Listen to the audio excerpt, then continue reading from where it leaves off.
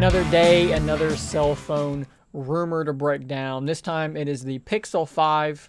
We finally have our first real visual photo of the Pixel 5, and we have a rumor that came along with this photo of some of the specs, the greater details of what the Pixel 5 is going to be. And honestly, they're kind of perplexing. So if we jump over to XDA developers, they are referencing a post from Reddit, which was quickly deleted. But before it was deleted, people obviously managed to snag the photo and the details from the post.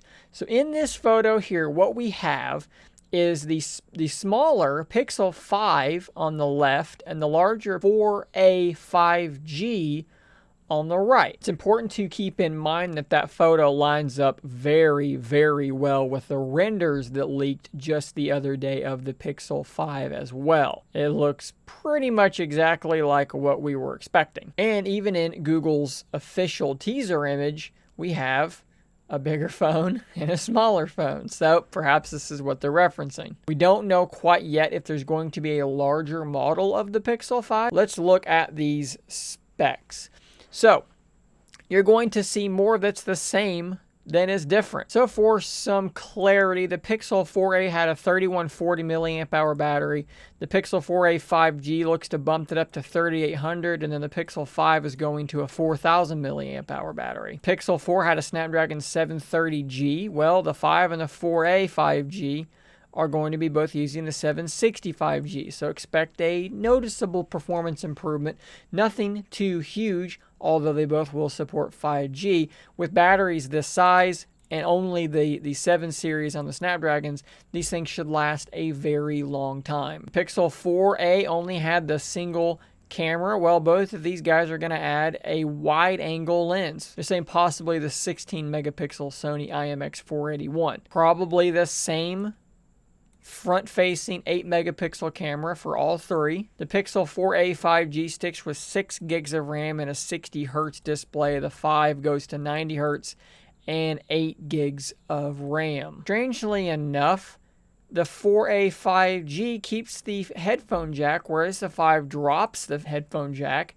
They're both keeping fingerprint scanners on the back, which is something I actually prefer. An interesting detail here about the Pixel 5 is that the guy also posted a storage benchmark showing speeds typical of UFS 2.1 storage, whereas a lot of phones now are going to UFS 3, which is quite a bit faster. Now guys, these are all rumors. Now granted that the photo here, I mean, if this photo is a fake, it's a really convincing fake. It looks just like what we've been seeing pretty much everywhere else. Now the Pixel 4a is $349. When you're jumping up to this 4a 5G with the added wide angle lens and the bigger battery and the faster processor, the question then becomes how much more than $350 is the 4a 5G?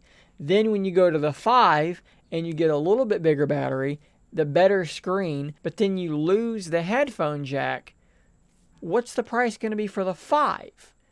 With these specs and the precedent that they have just set with the 4A, are we going to be looking at maybe $450 and $500? I think it's not crazy to be able to say that the 4A 5G, when you add in those features, could jump up by $100. But man, another $100 to get to the 5 based on these specs, that would be kind of a stretch. So guys, I'd love to know what you guys think these things are going to come in at, what price points you're expecting.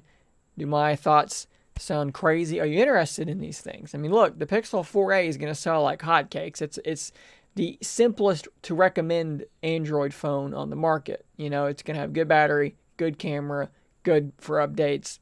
It's just a solid phone for next to nothing. Is there enough here on the 4a 5G and the 5 to be worth having around? What exactly is Google's thought here? Who knows? Maybe there's some software magic that's going to take place that'll make it more interesting. I'd love to know what you guys think in the comments below.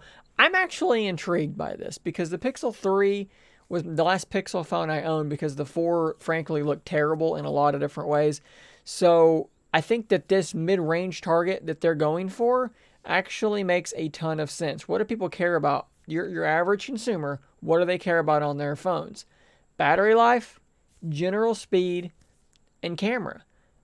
And these phones should knock those all out of the park. Are you going to be playing COD Mobile at the highest settings? No, but most people don't care about that. You'll be able to play COD Mobile. So that's all I've got on this one, guys. I'll see you on the next one, and until next time, stay nerdy, my friend. If you enjoy my content, please consider becoming a Scary If Literal member.